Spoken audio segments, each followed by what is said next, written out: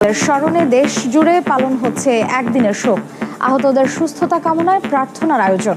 সামাজিক মাধ্যমে লাল ছবি ধারণ কর্মসূচি বৈষম্য বিরোধী ছাত্র আন্দোলনের।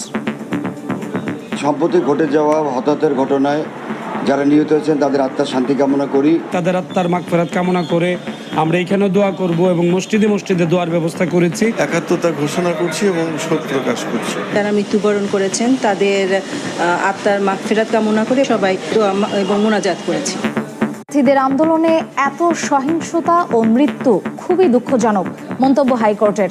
শুনানিতে দুই পক্ষের আইনজীবীদের হট্টগোল। কোন আইনে 6 সমন্বয়ক ডিবিতে আদালতের প্রশ্ন। স্বেচ্ছায় তারা ওখানে যে আশ্রয় নিয়েছেন সেটা তাদের মুখ থেকে আমরা শুনতে চাই। এসে আদালতের সামনে তারা সে কথাটাই বলুক। আমরা আমাদের সন্তানদের রক্ষা করার জন্য এসেছি, কারো বাপের প্রয়োজনে আমরা এখানে আসিনি। দেখছিলেন প্রধান শিরোনাম। দুপুরের সময় সঙ্গে আছি আমি মার্জিয়া শ্রেয়া।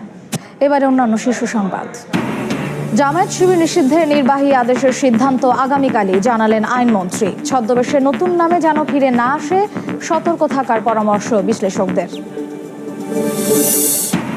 অবৈধ পথের রেমিটেন্স পাঠাতে প্রবাসীদের উস্কে দিচ্ছে একটি মহল। অপপ্রচার থেকে দূরে থাকার আহ্বান বাংলাদেশ দূতাবাসের।